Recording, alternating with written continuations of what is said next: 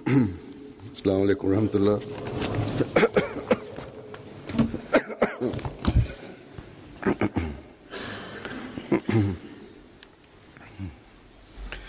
अशहदु अल्ला इलाहा इल्लल्लाह वहदहु ला शरीका लहु वअशहदु अन्ना मुहम्मदन अब्दुहु व रसूलुहु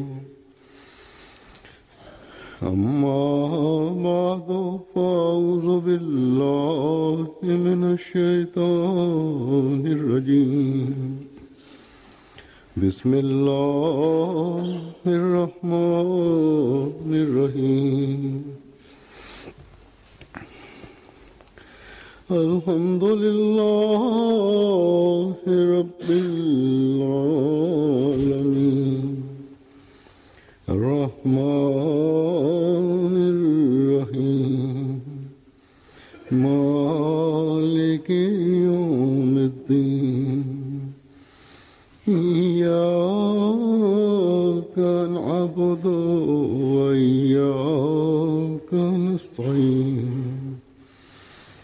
اهدنا الصراط المستقيم صراط الذين أنعمت عليهم غير المغضوب عليهم ولا الضالين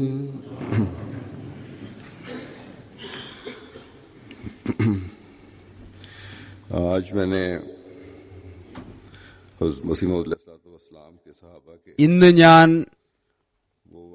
ഹസ്രത്ത് മസീഹെ മൗദ് അലൈഹിസ്സലാത്തു വസ്സലാമിന്റെ സഹാബാക്കൾക്ക് ഹസ്രത്ത് മസീഹെ മൗദ് അലൈഹിസ്സലാത്തു വസ്സലാമിനെ കാണാനും സിയാറത്ത് ചെയ്യാനും അവർക്കുണ്ടായിരുന്ന ആവേശവും താൽപര്യവും അവർ വ്യക്തമാക്കുന്ന ഏതാനും സംഭവങ്ങളാണ് എടുത്തിട്ടുള്ളത്.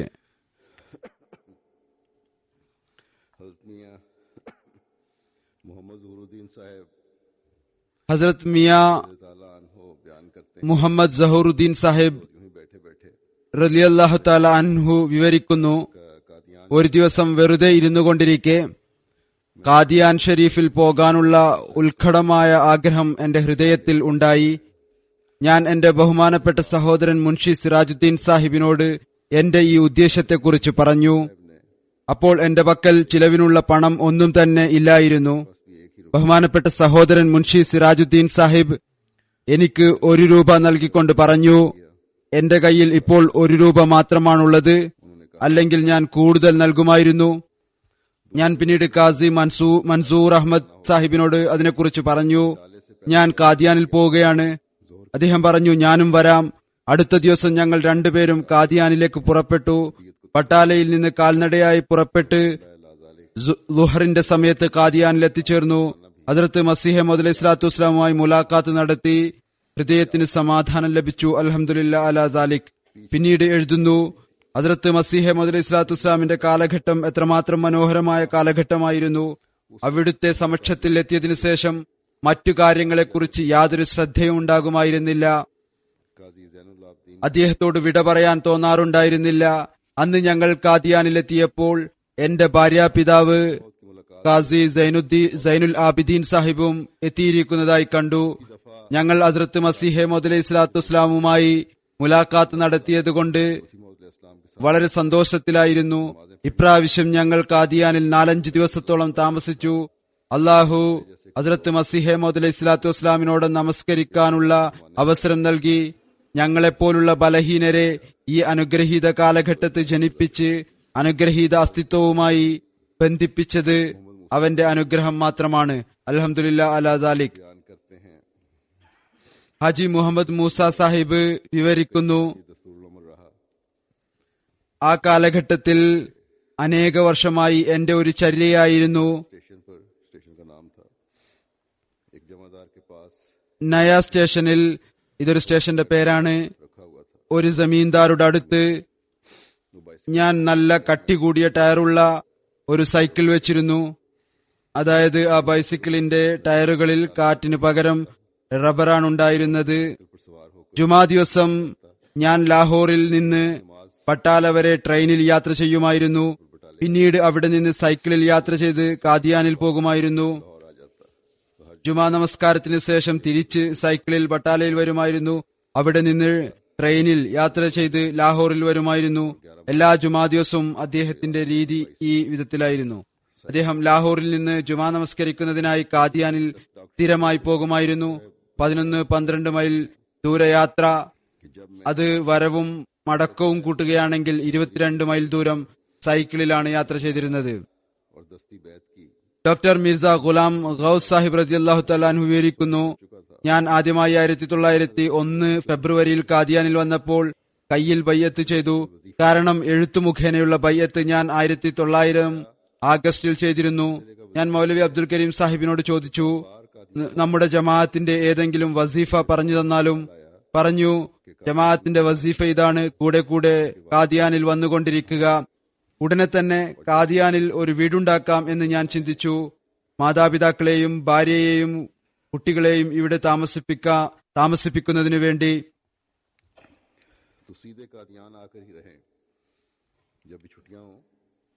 അവധിയിൽ വരുമ്പോഴെല്ലാം നേരെ കാദിയാനിൽ വന്നുകൊണ്ട് താമസിക്കാം.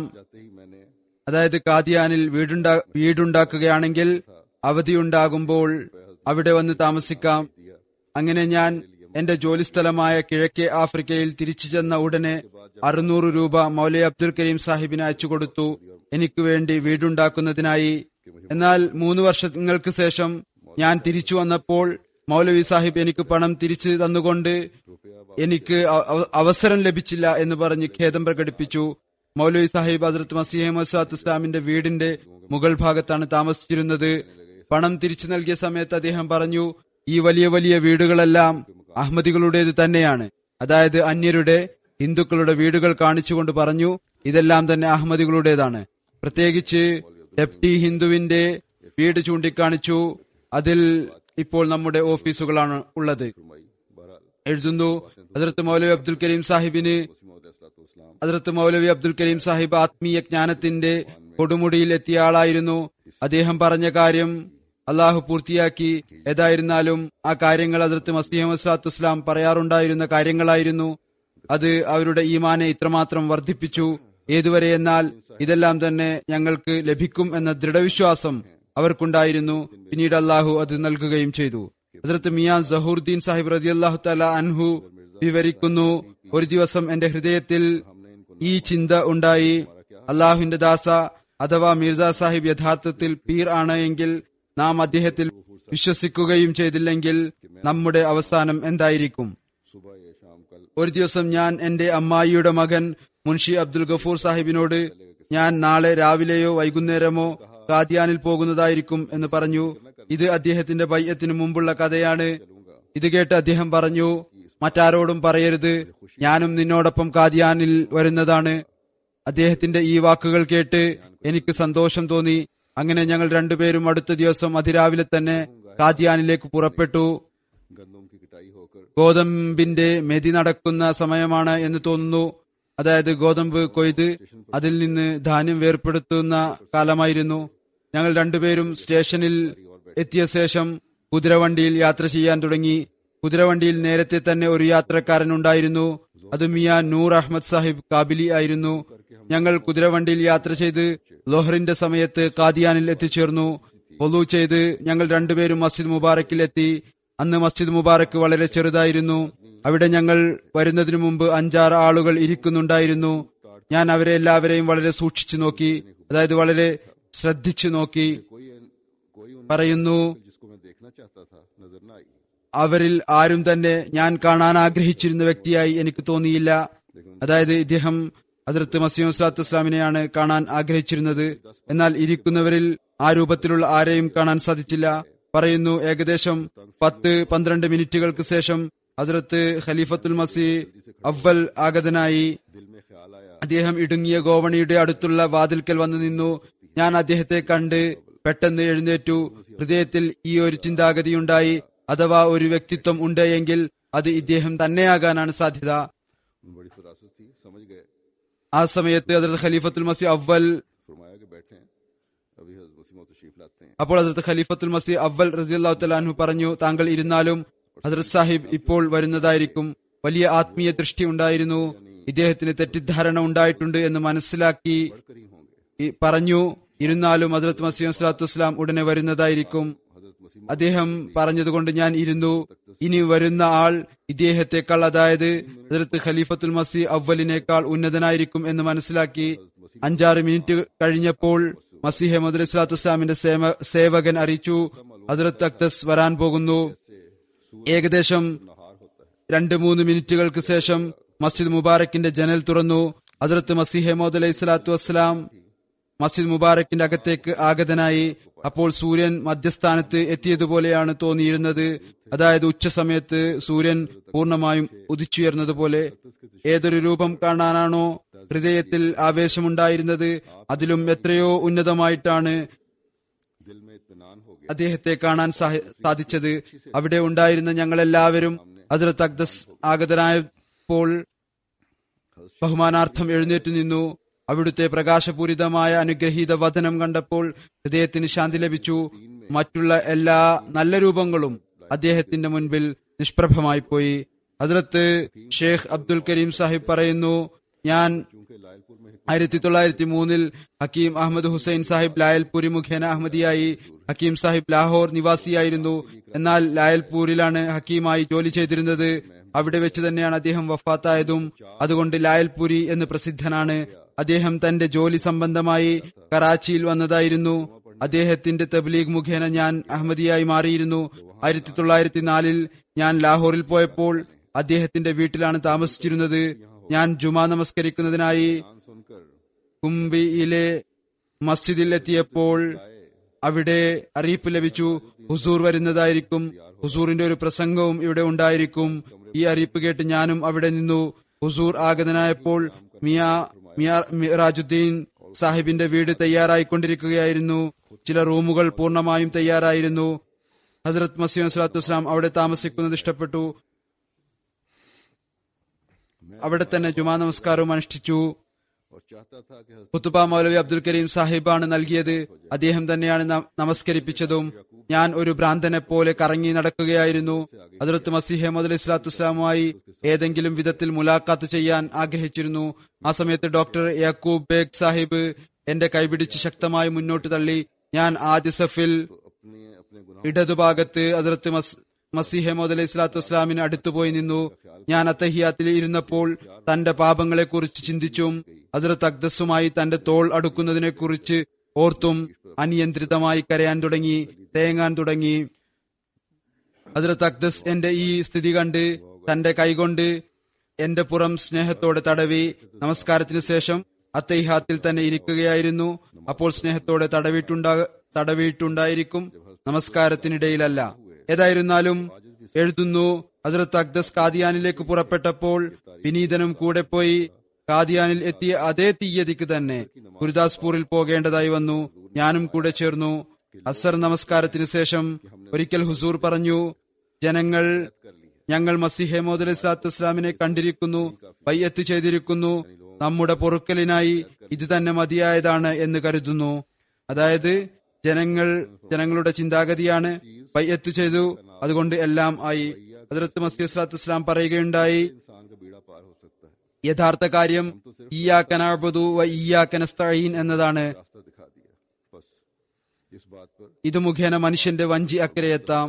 നാം കേവലം മാർഗം കാണിച്ചു കൊടുക്കുന്നതിനായാണ് വന്നിരിക്കുന്നത്. അതുകൊണ്ട് നാം ആ മാർഗം കാണിച്ചു തന്നിരിക്കുന്നു. ഇബാദത്തും സഹായവും അള്ളാഹുവിന്റേത് തന്നെയാണ്. അതിനായി ഒരു അന്വേഷണവും പരിശ്രമവും ആവശ്യമാണ്. ഇത് തന്നെയാണ് ഉന്നത നിലവാരത്തിലേക്ക് കൊണ്ടുപോകുന്ന യഥാർത്ഥ കാര്യം. ഹദ്റത്ത് മസീഹ് മൗഊദ് അലൈഹി സ്വലാത്തു വസ്സലാമിന്റെ ബൈഅത്തിൽ വരുന്നതിന്റെ ലക്ഷ്യം ഇത് തന്നെയാണ് പൂർത്തിയാക്കുന്നതും. ഹദ്റത്ത് സഅദുദ്ദീൻ സാഹിബ് വിവരിക്കുന്നു, ഏകദേശം 1904 സംഭവമാണ്. ഹദ്റത്ത് മസീഹ് മൗഊദ് അലൈഹി സ്വലാത്തു വസ്സലാമിനെ കുറിച്ച് അഹമ്മദിയ ജമാഅത്ത് ലാഹോറിന് അറിയിപ്പ് ലഭിച്ചു. ഹുസൂർ ഇന്ന വണ്ടിയിൽ ലാഹോറിൽ എത്തുന്നതായിരിക്കും. ഞങ്ങൾ ഹുസൂറിനെ സ്വീകരിക്കുന്നതിനായി സ്റ്റേഷനിൽ ചെന്നു. ആ കാലത്ത് 2 കുതിരകളെ കെട്ടിയ കുതിരവണ്ടി വളരെ പ്രചാരത്തിലുണ്ടായിരുന്നു. ഞങ്ങൾ വണ്ടി തയ്യാറാക്കി. ഹുസൂർ യാത്ര തുടങ്ങിയപ്പോൾ അന്നത്തെ സാധാരണ രീതി അനുസരിച്ച് ഞങ്ങൾ യുവാക്കൾ इखलास व वफा का ഇത് ആത്മാർത്ഥതയുടെയും കൂറിന്റെയും ഒരു മാതൃകയാണ്. എന്നാൽ ഹസ്രത്ത് മസീഹ് മൗഊദ് സ്വല്ലല്ലാഹു അലൈഹി വസല്ലമിന്റെ മറുപടി എപ്രകാരമാണെന്ന് ശ്രദ്ധിക്കുക. പറയുന്നു, खुलवाया और फिटन को खुद खींचना चाहा. അങ്ങനെ അന്നത്തെ രീതി അനുസരിച്ച് കുതിരകളെ बगी से അഴിച്ചുവിടുകയും വണ്ടി ഞങ്ങൾ സ്വയം വലിക്കാൻ തുടങ്ങുകയും ചെയ്തു. അവർ വണ്ടിയിൽ നിന്ന് കുതിരകളെ വേർപെടുത്തി എന്നിട്ട് സ്വയം വണ്ടി വലിക്കാൻ വേണ്ടി ശ്രമിച്ചു. ഞങ്ങളുടെ ഈ പ്രവൃത്തി കണ്ട് आला मदारिज ഹുസൂർ പറഞ്ഞു, നാം മനുഷ്യനെ പുരോഗമിപ്പിച്ച് ഉന്നത നിലവാരമുള്ള മനുഷ്യരാക്കുന്നതിന് വേണ്ടിയാണ് വന്നിരിക്കുന്നത്. മനുഷ്യരെ അധപ്പതിപ്പിച്ച് വണ്ടി വലിക്കുന്നതിനായി മൃഗങ്ങൾ ആക്കുന്നതിന് വേണ്ടിയല്ല. പറഞ്ഞതിന്റെ സാരം ഇത് തന്നെയായിരുന്നു. വാക്കുകളിൽ ഒരു പക്ഷേ വ്യത്യാസം ഉണ്ടായിരിക്കാം. ഞങ്ങൾ ഖാദിമീങ്ങൾ ഉടൻ തന്നെ തങ്ങളുടെ പ്രവൃത്തി ഉപേക്ഷിച്ചു. കുതിരവണ്ടിയുമായി യാത്ര നടത്തി കുതിരകളെ മുന്നിൽ കെട്ടി. ഞാൻ ഉടൻ തന്നെ വണ്ടിയിൽ എഴുന്നേറ്റ് നിന്നു. ഹുസൂറിന് മുഴുവൻ വഴിയിലും കുടപിടിച്ചു കൊടുത്തു. അങ്ങനെ ഹുസൂറിന് കുടപിടിക്കുക എന്ന സേവനം ചെയ്യാനുള്ള ഭാഗ്യം എനിക്ക് ലഭിച്ചു. അതിൽ എനിക്ക് അഭിമാനമുണ്ട്. ഞാൻ ഹുസൂറിന് വേണ്ടി കുടപിടിച്ച് കൊടുത്ത ആളാണ്. ഹസ്രത്ത് बयान करते हैं. ഖാസി ഗുലാം റസൂൽ സാഹിബ് ബസ്ര വിവരിക്കുന്നു, 1907 ഡിസംബറിലെ ജലസ സാലാനയിലെ സംഭവമാണ്. വ്യാഴാഴ്ച വൈകുന്നേരം അറിയാൻ കഴിഞ്ഞു ഹസ്രത്ത് മസീഹ് മൗഊദ് സ്വല്ലല്ലാഹു അലൈഹി വസല്ലം രാവിലെ നടക്കാനായി പുറത്തു പോകുന്നതായിരിക്കും. ആ കാലത്ത് ഒരുപാട് തിരക്കുണ്ടാകുമ്പോൾ അവിടുത്തെ ചുറ്റും കൈകൾ കോർത്തുപിടിച്ച് ഒരു വലയം ഉണ്ടാക്കുമായിരുന്നു. ഈ സംഭവം ഞാൻ മുമ്പും ഒരിക്കൽ മറ്റൊരു സംഭവമായി കേൾപ്പിച്ചിട്ടുണ്ട്, മറ്റൊരു കാര്യവുമായി ബന്ധപ്പെട്ട് കേൾപ്പിച്ചിട്ടുണ്ട്. ഏതായിരുന്നാലും അവരുടെ ആവേശവും താല്പര്യവും किस तरह हल्का സേവനം ചെയ്യാനും ഒരു നോക്ക് അദ്ദേഹത്തെ കാണാനുമുള്ള താല്പര്യം ഇതിൽ നിന്ന് പ്രകടമാകുന്നതാണ്. എങ്ങനെയാണ് വലയം ഉണ്ടാക്കിയിരുന്നത് എന്ന് പറയുന്നു. ഒരുപാട് തിരക്ക് ഉണ്ടാകുമ്പോൾ അദ്ദേഹത്തിന് ചുറ്റും കൈകോർത്ത് വലയം ഉണ്ടാക്കുമായിരുന്നു. आपको बीच में അവിടുന്ന് ആ വൃത്തത്തിന് മധ്യത്തിലൂടെ നടക്കുമായിരുന്നു. ഒരു വൃത്തരൂപത്തിൽ ജനങ്ങൾ പരസ്പരം കൈകോർത്ത് അദ്ദേഹത്തെ മധ്യത്തിലാക്കുമായിരുന്നു. തിരക്ക് കാരണം അങ്ങേക്ക് തള്ളൽ അനുഭവപ്പെടാതിരിക്കാൻ. चौधरी मियां അങ്ങനെ ഞാൻ എന്റെ കൂടെ ഉള്ളവരോടൊപ്പം सलाह की ചക്ക് നമ്പർ 99 ഷുമാലിയിലെ അഹമ്മദിയ ജമാഅത്തിന്റെ അമീറായ മൗലവി ഗുലാം മുഹമ്മദ് ഗോന്ധൽ, बाहर शहर को ചൗധരി മിയാ ഖാൻ സാഹിബ് ഗോന്ധൽ, ചൗധരി മുഹമ്മദ് ഖാൻ സാഹിബ് ഗോന്ധലുമായി അഭിപ്രായം ആരാഞ്ഞു. निकाल अच्छी तरह कर सकेंगे. അള്ളാഹു തൗഫീക്ക് നൽകുകയാണെങ്കിൽ അവിടുന്ന് രാവിലെ നടക്കുന്നതിനായി പുറപ്പെടുമ്പോൾ നമ്മൾ അങ്ങേക്ക് ചുറ്റും കൈകോർത്ത് വലയമുണ്ടാക്കും. അങ്ങനെ നമുക്ക് ഹുസൂറിനെ നല്ലവണ്ണം കാണാൻ സാധിക്കും. യഥാർത്ഥ ഉദ്ദേശം ഒന്ന് സുരക്ഷിതത്വമായിരുന്നു, മറ്റൊന്ന് ഹുസൂറിനെ കാണുക എന്നതായിരുന്നു. രാവിലെ ഞങ്ങൾ ഫജ്ർ നമസ്കാരത്തിൽ നിന്ന് വിരമിച്ചപ്പോൾ മുഴുവൻ ജനങ്ങളും ഹുസൂറിനെ പ്രതീക്ഷിച്ചുകൊണ്ട് മാർക്കറ്റിൽ ഒരുമിച്ചുകൂടാൻ തുടങ്ങി. ले जाएंगे. ഹുസൂർ ഏത് ഭാഗത്തിലൂടെയാണ് നടക്കാനായി പോവുക എന്ന് പൂർണ്ണമായും അറിയാൻ സാധിച്ചിരുന്നില്ല. फिर इसी तरह ही चहल അവിടുന്ന് ഇന്ന ഭാഗത്തിലൂടെ പുറത്തേക്ക് പോകും की हुजूर നടക്കാനായി എന്ന് കേട്ടാൽ चले की तरफ ആ ഭാഗത്തേക്ക് ജനങ്ങൾ കീടങ്ങളെപ്പോലെ ഓടിയെടുക്കുമായിരുന്നു. കുറച്ചു സമയം ഇതേപോലെ ശബ്ദമുഖരിതമായി നിലനിന്നു. അവസാനം മനസ്സിലാക്കാൻ കഴിഞ്ഞു ഹുസൂർ വടക്ക് വശത്തിലൂടെ രഥിച്ചല്ല ഭാഗത്തേക്കാണ് നടക്കാനായി പോകുന്നത്. മുൻഭാഗത്ത് തന്നെ കാത്തിരുന്ന ഞങ്ങൾ പൂർണ്ണമായും തയ്യാറായി. ഹുസൂർ മാർക്കറ്റിൽ നിന്ന് പുറത്തേക്കുള്ള വാതിൽക്കൽ എത്തുമ്പോൾ ഞങ്ങൾ കൈകോർത്ത് വലയം ഉണ്ടാക്കി ഹുസൂറിനെ മധ്യത്തിലാക്കും. ഞങ്ങൾ അതിനായി തയ്യാറെടുക്കുമ്പോൾ എന്താണ് കാണുന്നത്? അവിടുന്ന് ഒരു വലിയ ജനക്കൂട്ടത്തോടൊപ്പം വരുന്നു. ആ ജനക്കൂട്ടം ഞങ്ങളുടെ ഉദ്ദേശത്തെ മണ്ണോട് ചേർത്തു ചവിട്ടിമെതിച്ചുകൊണ്ട് മുന്നോട്ട് പോയി. ഇത്രമാത്രം തിരക്കുണ്ടായിരുന്നു, ഞങ്ങൾക്ക് അടുത്തെത്താൻ പോലും സാധിച്ചില്ല. രഥീശല്ലയുടെ പടിഞ്ഞാറ് ഭാഗത്ത് ഒരു വലിയ മരമുണ്ടായിരുന്നു. साहब के लिए कुर्सी ले അവിടുന്ന് ആ മരത്തിന് ചുവട്ടിൽ നിന്നു. അവിടെ ताला ने അവിടെ നിന്ന് അദ്ദേഹം ജനങ്ങൾക്ക് കൈകൊടുക്കാൻ തുടങ്ങി.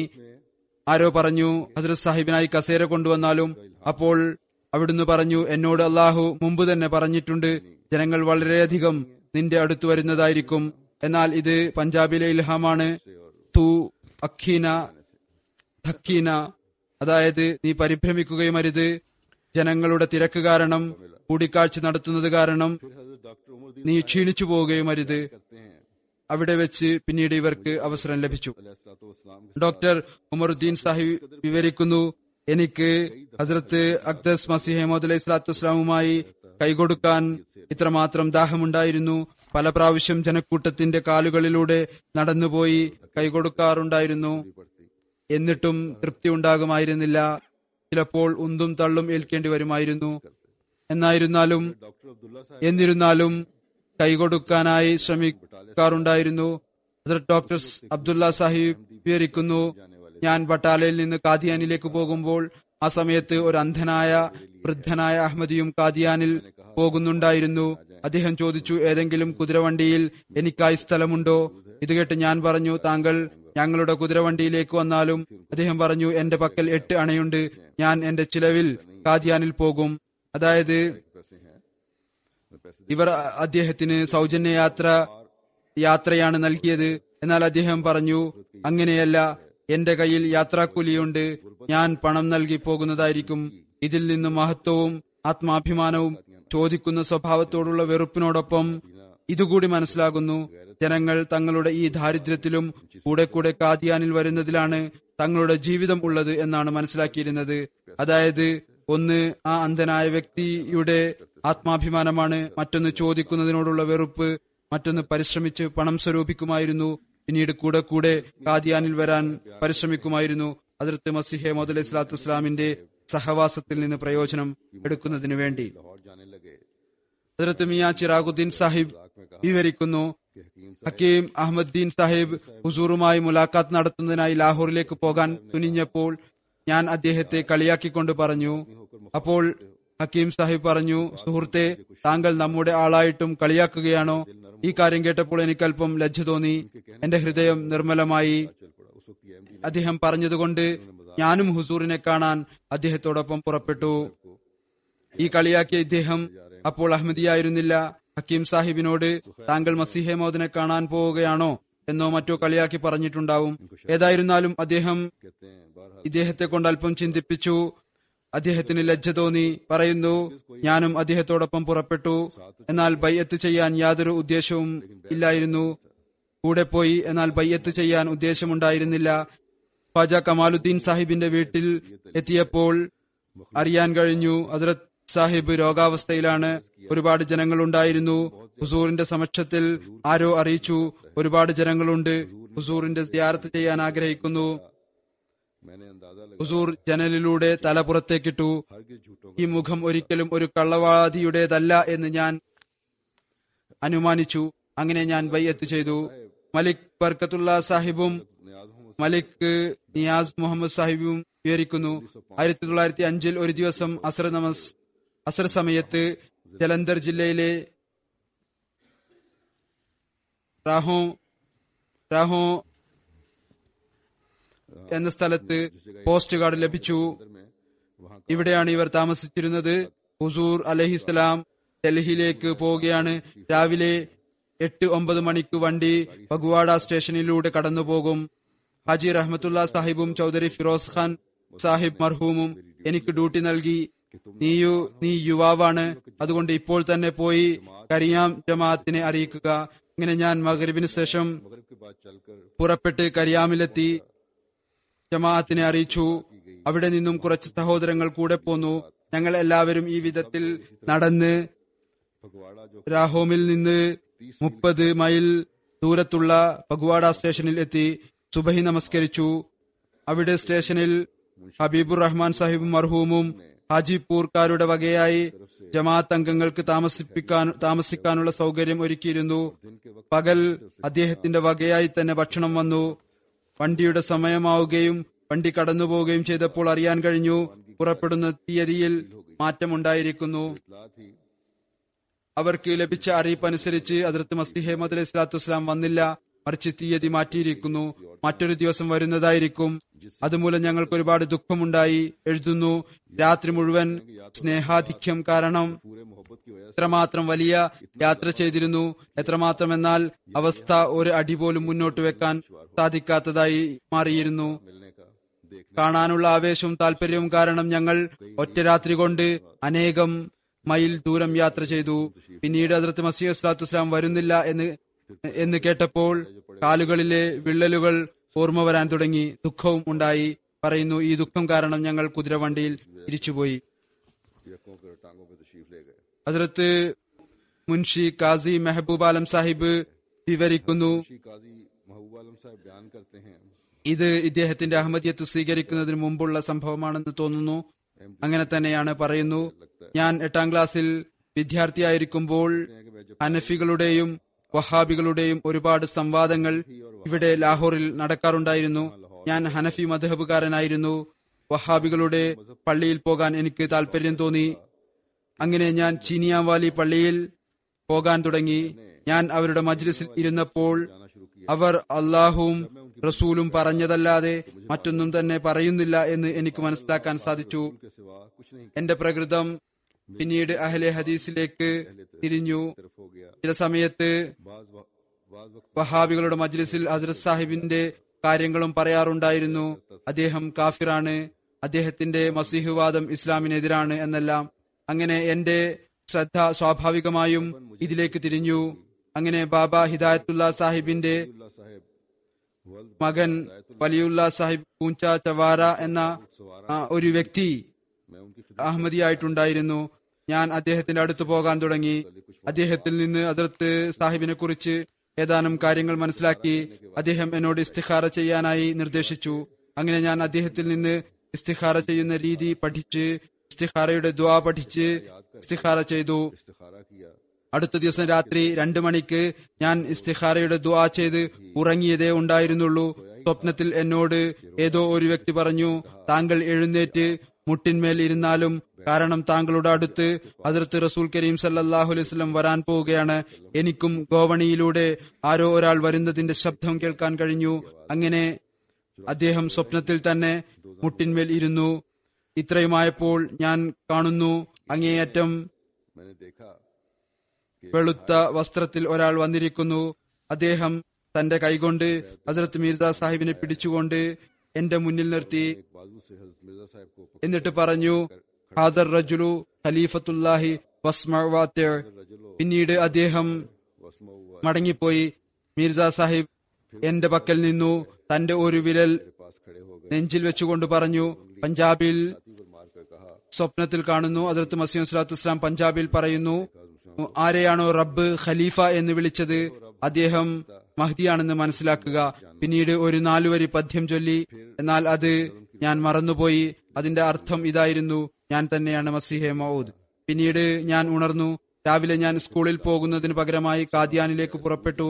പട്ടാലെ വരെയാണ് വണ്ടി ഉണ്ടായിരുന്നത്. ഏകദേശം വൈകുന്നേരമാണ് അവിടെ എത്തിയിരുന്നത്. ഞാൻ സ്റ്റേഷനടുത്തുള്ള പട്ടാലയിലെ ചെറിയ പള്ളിയിൽ നമസ്കരിക്കുന്നതിനായി പോയി. മഗ്രിബ് നമസ്കരിച്ചപ്പോൾ ജനങ്ങൾ ചോദിച്ചു, താങ്കൾ എവിടെ നിന്നാണ് വരുന്നത്, എങ്ങോട്ട് പോകാനാണ് ഉദ്ദേശിക്കുന്നത്? ഞാൻ പറഞ്ഞു, ലാഹോറിൽ നിന്നാണ് വരുന്നത്, കാദിയാനിലേക്ക് പോകാൻ ഉദ്ദേശിക്കുന്നു. അവർ ഹസ്രത്ത് സാഹിബിനെ ഒരുപാട് ചീത്ത പറഞ്ഞു, എന്നെ അവിടെ പോകുന്നതിൽ നിന്ന് തടഞ്ഞു. ഞാൻ എന്റെ ദൃഢനിശ്ചയം അറിയിച്ചപ്പോൾ അവർ എന്നെ പള്ളിയിൽ നിന്ന് പുറത്താക്കി. ഞാൻ സ്റ്റേഷനിലേക്ക് വന്നു. എന്നാൽ കുറച്ചാളുകൾ എന്നോടൊപ്പം സ്റ്റേഷനിലേക്കും വന്നു. എന്നെ കാദിയാനിൽ പോകുന്നതിൽ നിന്നും എല്ലാവിധത്തിലും തടയാൻ കഠിനമായി ശ്രമിച്ചു.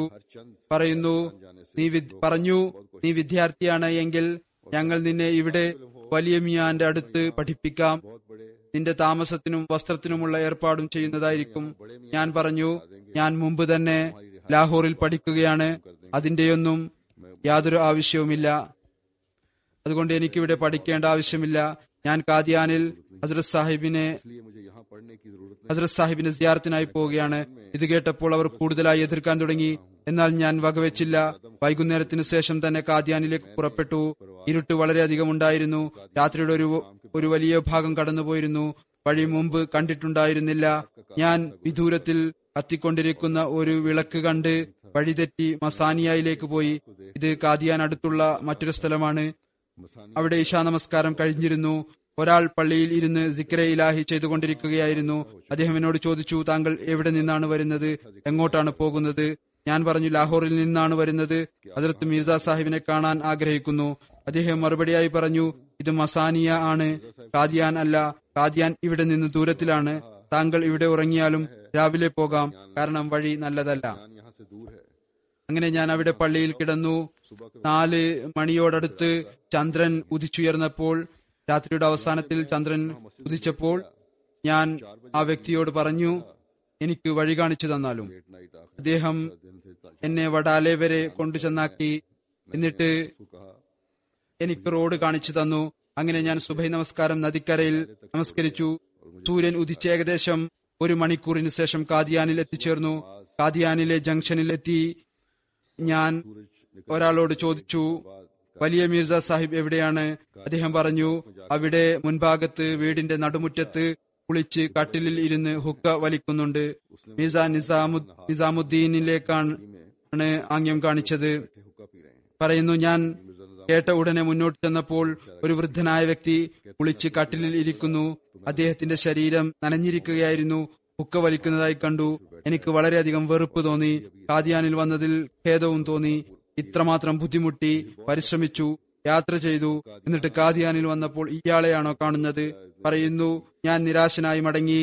അള്ളാഹു മാർഗനിർദ്ദേശം നൽകണമായിരുന്നു. പറയുന്നു, വളവിൽ വെച്ച് ഞാൻ ഷേഖ് ഹാമിദ് അലി സാഹിബുമായി കണ്ടുമുട്ടി. അദ്ദേഹം എന്നോട് ചോദിച്ചു, താങ്കൾ എവിടെ നിന്നാണ് വരുന്നത്? ആരെ കാണാനാണ് ആഗ്രഹിക്കുന്നത്? ഞാൻ പറഞ്ഞു, എനിക്ക് ആരെയാണോ കാണേണ്ടിയിരുന്നത് അദ്ദേഹത്തെ ഞാൻ കണ്ടിരിക്കുന്നു. ഇനി ഞാൻ തിരിച്ച് ലാഹോറിലേക്ക് പോവുകയാണ്. ഞാൻ ഇങ്ങനെ പറഞ്ഞപ്പോൾ അദ്ദേഹം പറഞ്ഞു, താങ്കൾ മിർസ സാഹിബിനെ കാണാൻ വന്നതാണോ? അതുകൊണ്ട് താങ്കൾ കണ്ടുവന്ന വ്യക്തി ആ മിർസ സാഹിബ് അല്ല, അത് മറ്റൊരാളാണ്. ഞാൻ താങ്കളെ അദ്ദേഹത്തെ കാണിപ്പിക്കാം. അപ്പോഴാണ് എനിക്ക് ജീവൻ ലഭിച്ചത്. ഞാൻ ഒരു വിധത്തിൽ സമാധാനാവസ്ഥയിലായി. ഹാമിദ് അലി സാഹിബ് എന്നോട് പറഞ്ഞു, താങ്കൾ ഒരു ചീട്ട് എഴുതി നൽകിയാലും ഞാൻ അകത്തു കൊണ്ടുപോയി നൽകാം. അതിൽ ഞാൻ സംക്ഷിപ്തമായി എഴുതി, ഞാൻ വിദ്യാർത്ഥിയാണ്, ലാഹോറിൽ നിന്നാണ് വരുന്നത്, സിയാറത്ത് ചെയ്യാൻ ആഗ്രഹിക്കുന്നു, ഇന്ന് തന്നെ തിരിച്ചു പോകാനുള്ള ഉദ്ദേശമാണുള്ളത്. ഹുസൂർ ഇതിന് മറുപടിയായി പറഞ്ഞയച്ചു, അതിഥി മന്ദിരത്തിൽ താമസിച്ചാലും ഭക്ഷണം കഴിച്ചാലും ളുഹർ നമസ്കാര സമയത്ത് മുലാഖാത്ത് നടത്താം. ഇപ്പോൾ ഞാൻ ഒരു ഗ്രന്ഥം എഴുതിക്കൊണ്ടിരിക്കുകയാണ്. ഹദ്റത്ത് മസീഹ് സ്വല്ലല്ലാഹു അലൈഹി വസല്ലം പറഞ്ഞു, ഇപ്പോൾ ഞാൻ ഒരു ഗ്രന്ഥം എഴുതിക്കൊണ്ടിരിക്കുകയാണ്, അതിന്റെ വിഷയം എന്റെ ചിന്തയിലുണ്ട്. അഥവാ ഈ സമയത്ത് ഞാൻ മുലാഖാത്തിനായി വന്നാൽ ആ വിഷയം എന്റെ ചിന്തയിൽ നിന്ന് ഇല്ലാതായി പോകാൻ സാധ്യതയുണ്ട്. അതുകൊണ്ട് താങ്കൾ ളുഹർ നമസ്കാരം വരെ കാത്തിരുന്നാലും. എന്നാൽ എനിക്ക് ഈ മറുപടി കൊണ്ട് അല്പം പോലും സമാധാനം ലഭിച്ചില്ല. ഞാൻ വീണ്ടും ഹദ്റത്ത് സാഹിബിന് എഴുതി, ഞാൻ മുഴുവൻ രാത്രിയും വളരെ ബുദ്ധിമുട്ടിയാണ് ഇവിടെ എത്തിയിരിക്കുന്നത്. സിയാറത്ത് ചെയ്യാൻ ആഗ്രഹിക്കുന്നവനാണ്. അള്ളാഹുവിനു വേണ്ടി എനിക്ക് ഇപ്പോൾ തന്നെ സിയാറത്ത് എന്ന അനുഗ്രഹം നൽകി എന്നെ മഹത്വപ്പെടുത്തിയാലും. അപ്പോൾ ഹുസൂർ മായിദാദിയോട് പറഞ്ഞു, ഇദ്ദേഹത്തെ മസ്ജിദ് മുബാറക്കിൽ ഇരുത്തിയാലും ഞാൻ അദ്ദേഹവുമായി മുലാഖാത്ത് നടത്താൻ ഇതാ വരുന്നു. എനിക്ക് ഏകദേശം 15 മിനിറ്റോളം അവിടെ ഇരിക്കേണ്ടതായി വന്നു. അതിനുശേഷം ഹുസൂർ അദ്ദേഹത്തെ ഇങ്ങോട്ട് കൊണ്ടുവരിക എന്ന് പറഞ്ഞ് മായിദാദിയെ അയച്ചു. ഹദ്റത്ത് സാഹിബ് തന്റെ വീട്ടിൽ നിന്നും ഇടവഴിയിലേക്ക് വന്നു. ഞാനും ആ ഇടവഴിയിലേക്ക് മറ്റൊരു വശത്തിലൂടെ വന്നു. ദൂരെ നിന്ന് എന്റെ കണ്ണുകൾ ഹദ്റത്ത് സാഹിബിൽ പതിഞ്ഞപ്പോൾ ഞാൻ സ്വപ്നത്തിൽ എനിക്ക് കാണിച്ചു തന്ന അതേ വ്യക്തിയെ അതേ രൂപത്തിൽ തന്നെ കണ്ടു. ഹദ്റത്ത് സാഹിബിന്റെ കയ്യിൽ വടിയുണ്ടായിരുന്നു, തലപ്പാവും അണിഞ്ഞിരുന്നു, വടി കയ്യിലുണ്ടായിരുന്നു. അഥവാ പൂർണ്ണമായും അതേ രൂപം തന്നെയായിരുന്നു. ഇതിനു മുമ്പ് എനിക്ക് ദാദിയിലൂടെ അറിയാൻ കഴിഞ്ഞിരുന്നു ഹദ്റത്ത് സാഹിബ് ഈ വിധത്തിലുള്ള വസ്ത്രം ധരിക്കാതെയാണ് ഇരിക്കുന്നത് എന്ന്. എന്നാൽ അള്ളാഹുവിന് എനിക്ക് സ്വപ്നത്തിൽ കണ്ട അതേ രൂപം തന്നെ കാണിച്ചു തരണമായിരുന്നു. അതുകൊണ്ട് ഹുസൂർ അണിഞ്ഞിരുന്ന വസ്ത്രം ഞാൻ സ്വപ്നത്തിൽ കണ്ട അതേ വസ്ത്രം തന്നെയായിരുന്നു. ഞാൻ ഹദ്റത്ത് സാഹിബിന്റെ അടുത്തേക്ക് ചെന്നു. ഹദ്റത്ത് സാഹിബ് എന്റെ അടുത്തേക്ക് വന്നുകൊണ്ടിരിക്കുകയായിരുന്നു. ഗോൽ കമരയുടെ വാതിലിന് അല്പം മുമ്പിൽ വെച്ച് എന്റെയും ഹദ്റത്ത് സാഹിബിന്റെയും മുലാഖാത്ത് നടന്നു. ഞാൻ ഹദ്റത്ത് സാഹിബിനെ കണ്ട ഉടനെ തന്നെ മനസ്സിലാക്കി, ഇത് സ്വപ്നത്തിൽ കണ്ട മഹാത്മാവ് തന്നെയാണ്, സത്യവാനാണ്. അങ്ങനെ ഞാൻ ഹുസൂറിനെ കെട്ടിപ്പിടിച്ചു. എന്നിട്ട് തേങ്ങി തേങ്ങി കരയാൻ തുടങ്ങി. ആരോധനം എവിടെ നിന്നാണ് വന്നത്, എന്തുകൊണ്ടാണ് വന്നത് എന്ന് എനിക്ക് അറിയില്ല. എന്നാൽ ഞാൻ ഒരുപാട് മിനിറ്റ് കരഞ്ഞുകൊണ്ടേയിരുന്നു. ഹുസൂർ എന്നോട് പറഞ്ഞുകൊണ്ടിരുന്നു, ക്ഷമ കൈക്കൊള്ളുക, സഹനം കൈക്കൊള്ളുക. എന്റെ കരച്ചിൽ അല്പം അടങ്ങിയപ്പോൾ, എനിക്ക് ബോധം തെളിഞ്ഞപ്പോൾ ഹുസൂർ എന്നോട് ചോദിച്ചു, താങ്കൾ എവിടെ നിന്നാണ് വരുന്നത്? ഞാൻ പറഞ്ഞു, ലാഹോറിൽ നിന്ന്. ഹുസൂർ ചോദിച്ചു, എന്തിനാണ് വന്നത്? ഞാൻ പറഞ്ഞു, സിയാറത്തിനായി. ഹുസൂർ ചോദിച്ചു, പ്രത്യേകിച്ച് എന്തെങ്കിലും കാര്യമുണ്ടോ? ഞാൻ വീണ്ടും പറഞ്ഞു, സിയാറത്ത് മാത്രമാണ് ഉദ്ദേശം. ഹുസൂർ പറഞ്ഞു, ചില ആളുകൾ തങ്ങളുടെ ലക്ഷ്യത്തിനായി ദുആ ചെയ്യിക്കാനായി വരുന്നു, താങ്കൾക്കും അത്തരത്തിലുള്ള വല്ല കാര്യവും ഉണ്ടോ? ഞാൻ പറഞ്ഞു, എനിക്ക് ആ വിധത്തിലുള്ള യാതൊരു ആവശ്യവും തന്നെയില്ല. അപ്പോൾ ഹുസൂർ പറഞ്ഞു, ആശംസകൾ. അള്ളാഹുവിന്റെ ആളുകളുടെ അടുത്ത് ഇങ്ങനെ യാതൊരു ഉദ്ദേശവുമില്ലാതെ വരുന്നത് വളരെ പ്രയോജനപ്രദമാണ്. ഇതൊരു പക്ഷേ ഹദ്റത്ത് സാഹിബ് എന്നോട് ചോദിക്കാനുള്ള കാരണം, ആ ദിവസങ്ങളിൽ ഹുസൂർ ഒരു വിളംബരം പ്രസിദ്ധീകരിച്ചിരുന്നു. അതിൽ എഴുതിയിരുന്നു, ചില ആളുകൾ നമ്മുടെ അടുത്ത് തങ്ങളുടെ ഉദ്ദേശത്തിനായി ദുആ ചെയ്യിക്കുവാൻ വേണ്ടിയാണ് വരുന്നത്. എന്നാൽ എന്റെ ഈ കാര്യം കേട്ട് വളരെയധികം സന്തോഷവാനായി, ആശംസകൾ നേർന്നു. എന്റെ ഉദ്ദേശം താങ്കളെ കാണുകയും സിയാറത്ത് ചെയ്യുകയും ചെയ്യുക എന്നത് മാത്രമാണ്. ഹസ്രത്ത് മൗലവി ഗുലാം ഹുസൈൻ സാഹിബ് മുഹാജിർ വിവരിക്കുന്നു, ഞങ്ങൾ ഞങ്ങളുടെ ദേശത്തേക്ക് തിരിച്ചതിന് 2 മാസത്തിന് ശേഷം വീണ്ടും കാദിയാനിൽ വരാനുള്ള പദ്ധതിയുണ്ടായി. എന്നാൽ ചിലവിനുള്ള പണമുണ്ടായിരുന്നില്ല. എന്നാൽ കാൽനടയായിട്ടാണെങ്കിലും പോകണം എന്നാണ് ഹൃദയത്തിൽ ഉണ്ടായിരുന്നത്. 2 രൂപ എന്റെ പക്കലുണ്ടായിരുന്നു. ഞാൻ റുഫ്താൻസയിൽ നിന്ന് ജഹലം വരെ വണ്ടി ഉണ്ടായിരുന്നിട്ടും നടന്നു വന്നു. പിന്നീട് ചിന്തിച്ചു, ഇനി മുന്നോട്ടും നടന്നു തന്നെ പോകേണ്ടതാണ്. ജഹലത്തിലെ പാലം കടന്നപ്പോൾ 4-5 പട്ടാളക്കാരെ കണ്ടു. അവരുടെ പക്കൽ ഈ 2 കുതിരകളുണ്ടായിരുന്നു. ഞാൻ അവരോട് പറഞ്ഞു, ഒരു കുതിരയെ എനിക്ക് തന്നാലും. അവർ പറഞ്ഞു, നീ ഗുജറാത്തിലെ താമസക്കാരനാണ്, നീ കുതിരയുമായി കടന്നു കളയുമോ എന്ന് ഞങ്ങൾ ഭയക്കുന്നു. ഏതായിരുന്നാലും ഞാൻ പറഞ്ഞു, ഞാൻ ജഹലം ജില്ലയിൽ നിന്നാണ്, ഗുജറാത്തിൽ നിന്നല്ല.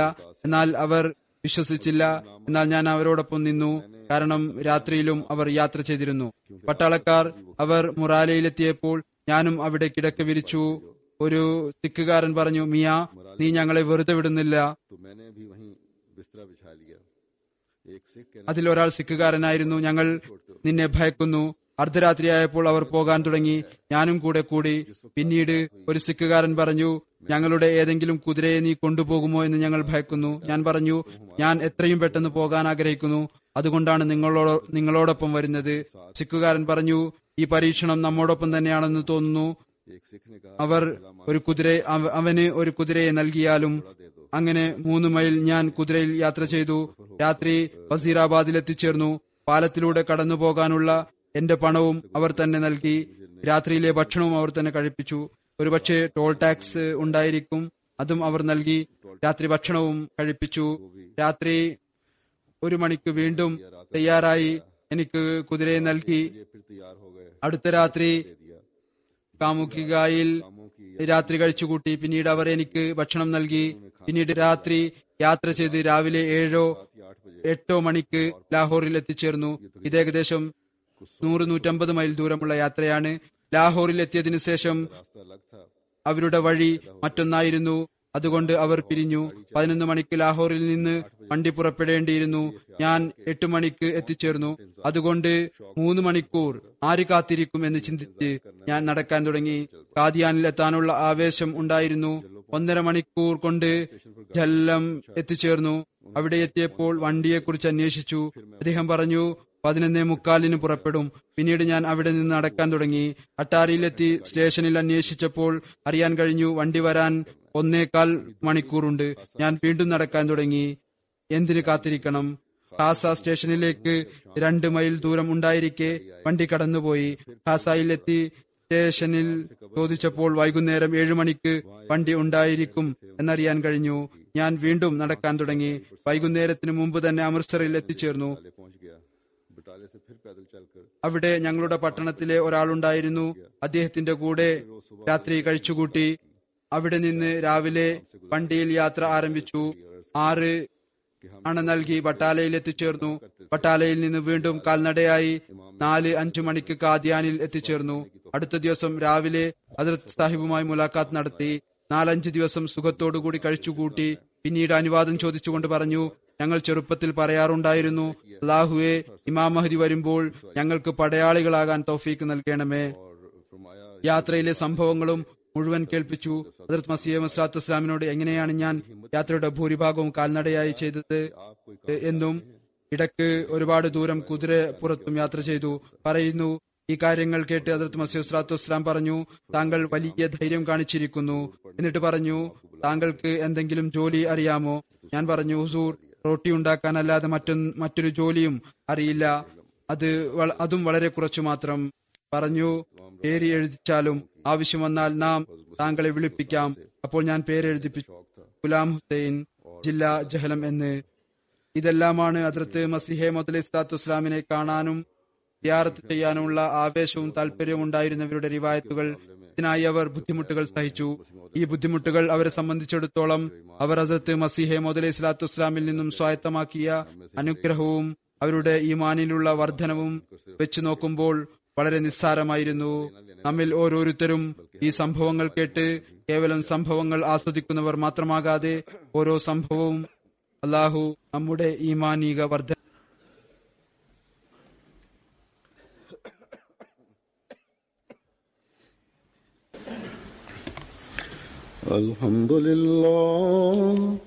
الحمد لله نحمده ونستعينه ونستغفره ونؤمن به ونتوكل عليه ونعوذ بالله من شرور أنفسنا ومن سيئات أعمالنا من يهده الله فلا مضل له ومن يضلل فلا هادي له ونشهد أن لا إله إلا الله ونشهد أن محمدا عبده ورسوله عباد الله رحمكم الله إن الله يأمر بالعدل والإحسان وإيتاء ذي القربى وينهى عن الفحشاء والمنكر والبغي يعظكم لعلكم تذكرون اذكروا الله يذكركم وادعوه يستجب لكم ولذكر الله أكبر.